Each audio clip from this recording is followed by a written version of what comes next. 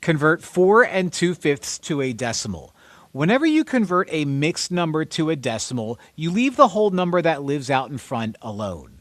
But what you can do is turn 2/5 into a decimal by trying to figure out what you can do to that 5 to make it a multiple of 10. So can I turn 5 into a 10, or can I turn 5 into 100 or 1,000? Actually, I can, and it's pretty easy. I could turn 5 into 10 by multiplying it by 2. So whatever you multiply to the denominator, you must multiply it to the numerator as well.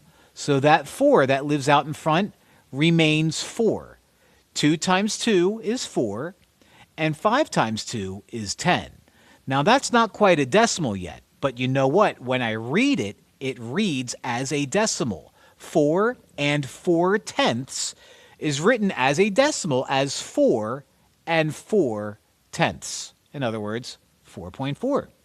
So 4 and 2/5, written as a decimal, is 4 and 4/10.